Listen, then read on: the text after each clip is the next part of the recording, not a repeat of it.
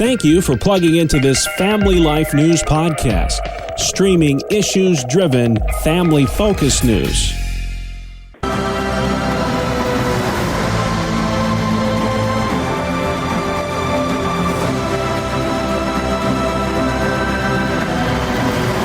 And welcome back to another edition of Issues in Education. Mondays during the Noon Report, we spotlight the issues that matter most to our public schooling families with the good Dr. Ralph Kerr at the Teaching and Learning Institute in Houghton, New York. Ralph, got all that snow cleared off the car, do you, today? Well, we do, but there may be some more coming. Who knows?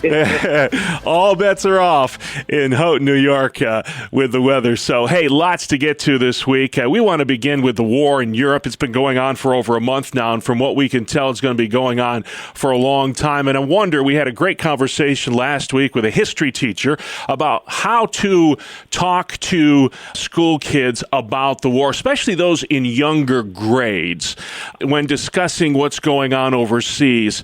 How do you recommend teachers do that? Well, some of the things I'm going to mention would be the same for parents, really. In your conversation, even though as an adult you may have some anxiety, be sure that you portray an attitude of calmness. Secondly, let children be children. It may be that children are really unaware of what's going on and sort of take it from them. You know, don't ignore it, but at the same time, don't use words or concepts if you are discussing it with children that they don't understand. Make sure you take into consideration the children's age and their level of development. Mm-hmm. And then let children know that they're safe where they are, and whether that's at school or at home, make sure that they understand that. That's a great point. Let's head to Florida next. It's called the Parental Rights in Education Act, and critics are calling it the Don't Say Gay Bill. Whatever you call it, the governor says he's going to sign it. It would ban discussions about sexual orientation and gender identity in those younger grades. Do you support this effort underway in the state of Florida? I certainly do support it, and I hope the governor will sign it. It's absolutely unnecessary to be discussing sexual orientation and gender identity with children pre-K through third grade.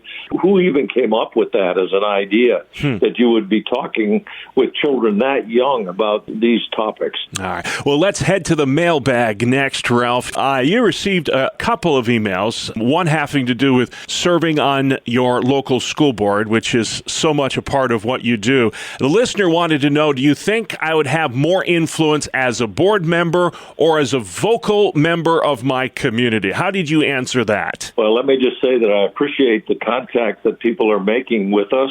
This was a great question, and here's what I said. As a community member, you can do lots of talking at the board meetings, but other than talking, you can't do anything about it. As a board member, you have the potential for action.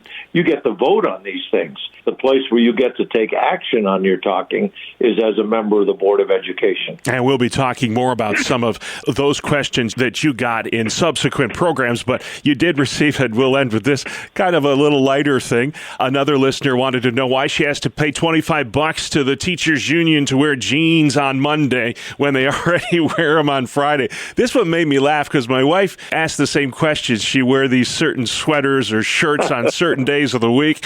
I would think, and this is just me, Ralph, and I say that as I'm wearing blue jeans talking to you, I would think that teachers would like blue jean Mondays and blue jean Fridays. What do you say? Well, here's the thing. This was really humorous. The second opportunity to wear the jeans on Friday, it was a fundraiser by the local PTA, the Parent Teacher Association.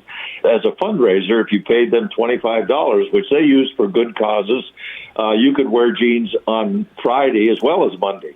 So then the teacher asked me these questions. Can I wear jeans with holes in them? Maybe I should suggest a $50 donation, and I could wear sweatpants on Tuesday. And then who's going to remember whether I paid or not? And are some of my colleagues out there wearing illegal jeans on Friday? That's hilarious. Then the final one was, is there an undercover Friday jeans police course that I don't know about. Oh, I love it. I love it. I thought you'd appreciate that. Yeah. Well, hey, I work in radio, so it doesn't matter what I wear. I can wear sweatpants, blue jeans, whatever I want. Well, it's good stuff there. Hey, if you have questions, maybe you're thinking about running for your local school board and you want to know how to get that ball rolling, you have some wonderful videos on your website, Ralph, where folks can learn more. What is that, if you would? Thank you, Bob. It's just simply whyrun.org, whyrun.org.